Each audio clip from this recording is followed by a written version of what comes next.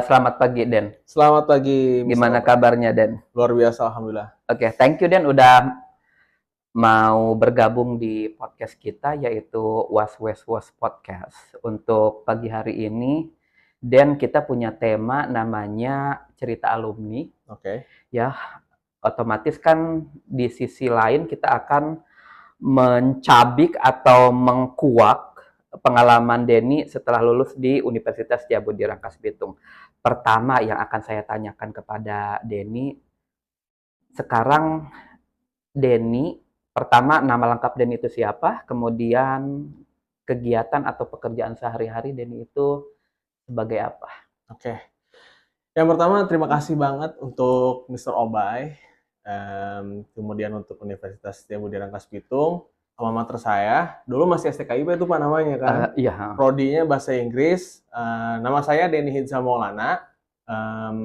Sehari-hari sekarang menjadi guru di SMP Negeri 5 Rangkas Bitung. Walaupun nanti banyak banget nih sekolah-sekolah sebelum nyampe ke titik ini, banyak banget sekolah-sekolah udah pernah honor segala macam gitu. Tapi untuk sehari-hari ya kegiatannya sebagai pengajar, pendidik atau guru di SMP Negeri 5 Rangkas Bitung. Rangkas Bitung, oke. Dulu Denny lulus dari Universitas Diabudi Rangkas Bitung tahun berapa, Den? Tahun 2015, dapat tuh Pak, wisuda ya, megang ijazah S1 guru bahasa Inggris. Oh, guru bahasa Inggris berarti ngambil jurusan pendidikan bahasa Inggris. Ngambil pendidikan jurusan bahasa Inggris. Kemudian mata pelajaran sama jurusan dulu waktu kuliah di Universitas Diabudi Rangkas Bitung berarti relate dong ya? Iya, linear dan sangat relatable banget Pak. Oke. Kemudian Denny menjadi seorang pengajar atau guru udah berapa tahun nih? Nah, langsung aja deh Pak ya, kita dari awalnya nih. Jadi sebelum lulus itu udah honor sebetulnya di SMP Negeri 1 Warung Gunung tuh. Sempat honor 3 bulan, alhamdulillah lulus. Setelah dapat ijazah, 2 tahun kemudian lanjut lagi tuh kuliah, ngambil S2 di UNJ, Universitas Negeri Jakarta. Terus pindah ngajarnya honor juga tetap di SMP Negeri 7 Rangkas tuh Pak. Nah, dari situ sempat resign tuh dari honor karena gitu kan, lebih baik ngambil side job di Jakarta. Akhirnya nggak lama balik lagi karena dipanggil waktu itu sama kepala sekolah SMP Negeri 3 Rangkas Bitung. Sempat ngajar di sana 3 tahun, ngelewatin COVID juga, terus terakhir kemarin P3K diangkat SK di SMP Negeri 1 Maja. Nah, kemarin baru aja November 2023 ya, baru tuh Pak pindah ke SMP Negeri 5 Rangkas Bitung. Oh, berarti pengalaman ngajar udah 4 ya, SMP Warung Gunung, kemudian pindah ke Rangkas 3, Maja, sekarang pindah ke 5 Rangkas. 5. SMP Negeri 5 Rangkas Bitung itu bukannya di daerah yang mau ke Pamarayan ya? Oh, itu SMP 7 Pak. Kalau SMP 5 di mana? Yang Citeras, arah mau ke Jawilan tuh. Oh iya, yang sebelum pintu kereta ya? Iya, Tanggo. Yang luar biasa jalan itu Pak. Luar biasa. Jangan menyebutkan merek. Oke, kemudian gimana nih Den? Menjadi seorang guru, gimana? Nyaman atau emang sudah cita-cita dari dulu atau gimana? Mungkin Mr. Obey sendiri, ya sebetulnya Mr. Obey kan jangan luar biasa nih. Jangan nanya ke saya wawancara khusus Denny aja. Mr. Obey lah udah punya pengalaman lebih dari saya, udah tahu kan Pak gimana rasanya kita ngedidik anak yang dari nol banget nih Pak. Dari SMP ya? SMP nih gitu, masih ijo-ijonya, masih asem-asemnya kalau buah mah gitu ya, sampai setengah mateng dan lulusin mereka untuk masuk atau lanjut ke SMA tuh sangat sulit Pak sebetulnya.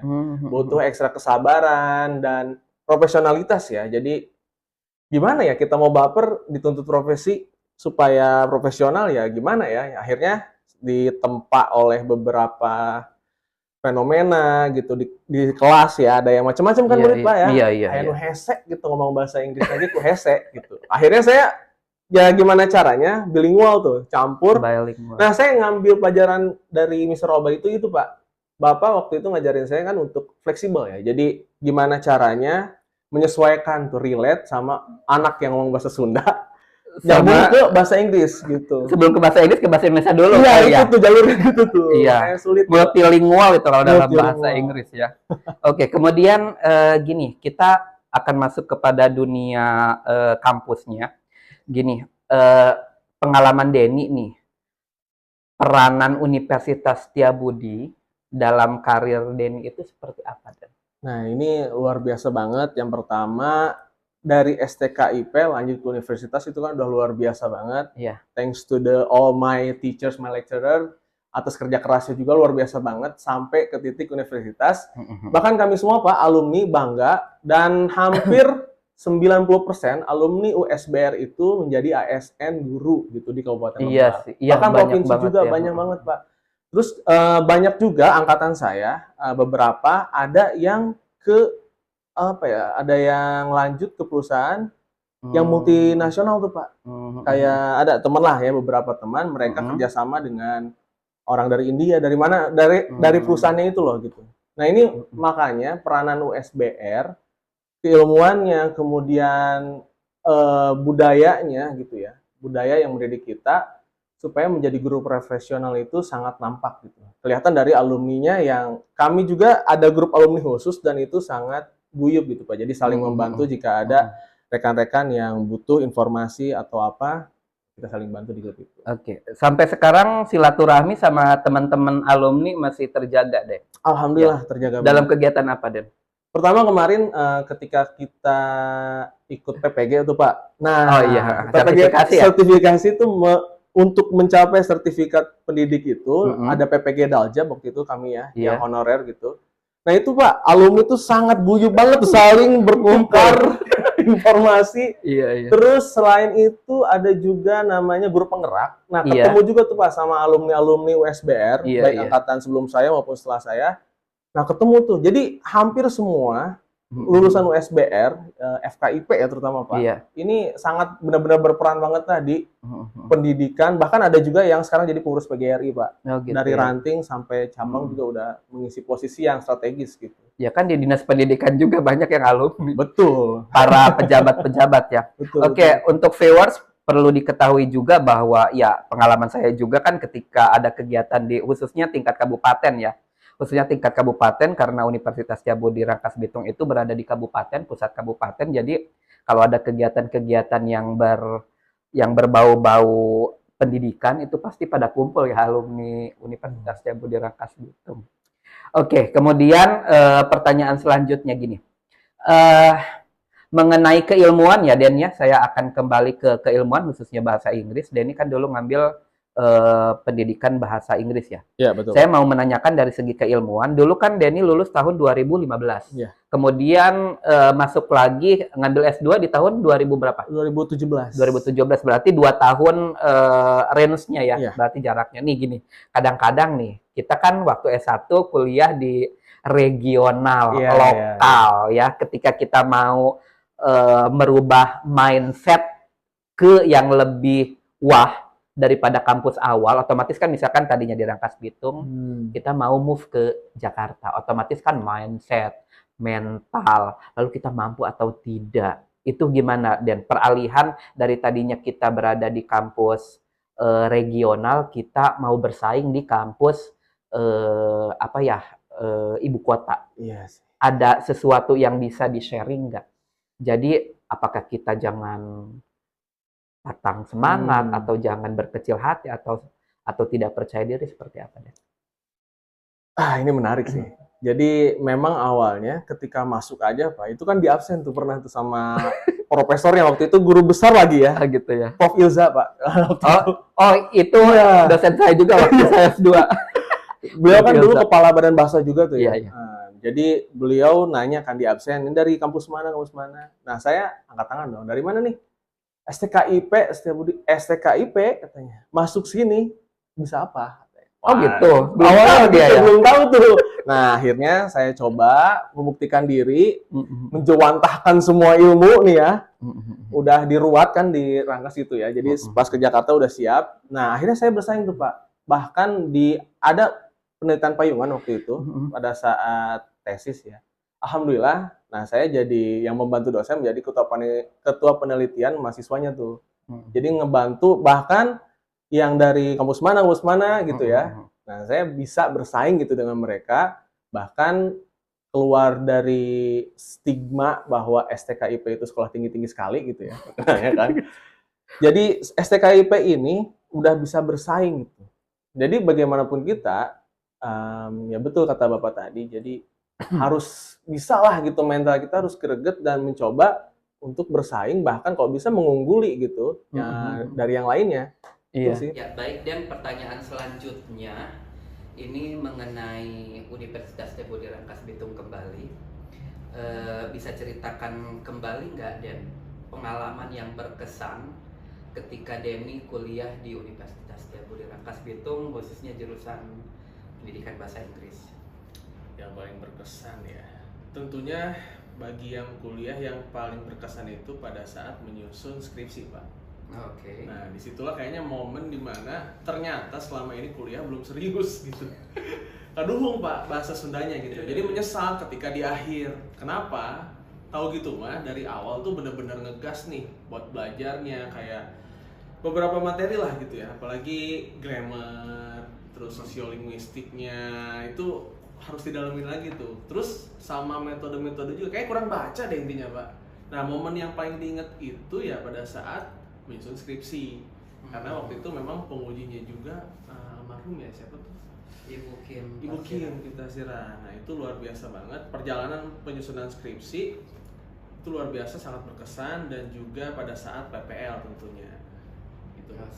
Berarti ketika menyusun skripsi di semester akhir ya, semester 8 iya. sama PPL paling ya. Kalau PPL berarti terjun ke lapangan, ngajar ya? Ngajar. Waktu dulu Denny PPL di PPL-nya di tempat saya ngajar dulu Pak, di SMP 1 Warung Warung dulu. Awal-awal banget tuh. Oh gitu. Oke. Kemudian terakhir pertanyaan pamungkas ya, atau pertanyaan penutup. Nih Den, ada motivasi nggak, kata-kata motivasi atau kata-kata bijak atau pesan kepada para mahasiswa yang ada di Universitas Djabodi Rangkas Bitung, khususnya buat mahasiswa jurusan bahasa Inggris ya, dalam menghadapi kehidupan nyata ketika mereka lulus? Real life itu sangat berbeda sebetulnya dengan lab kehidupan itu sendiri ya, sekolah lah. Sekolah itu kan lab kehidupan bagi saya.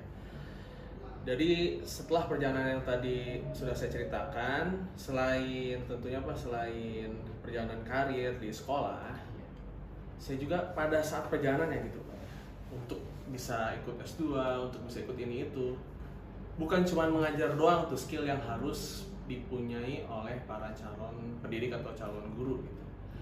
Ada banyak banget, bahkan lebih banyak dari side jobnya gitu pemasukan saya. Apalagi sekarang alhamdulillah saya ada kontrak dengan Memrise Limited dari UK Pak, aplikasi belajar bahasa gitu. Nah, berarti ada aplikasi sekarang. Ada aplikasi sekarang, saya pengisi konten dan direkturnya gitu, alhamdulillah. Dan itu pemasukan pakai dolar juga, alhamdulillah banget. Luar biasa nih ilmu dari Mr. Obay. Karena Mr. Obay juga banyak banget tuh, waktu itu saya pernah dapat senjut juga luar biasa banyak dari Mr. Obay. Udah dari aja deh. Oke, jadi pesan-pesan yang bisa saya sampaikan adalah yang pertama dan paling utama, kayaknya bukan kata-kata bijak sih Pak, kayak pesan dari seorang kakak ke adiknya nih. Attitude. That's all. Attitude. Setiap orang yang mau mengawali karirnya, attitude dulu Pak.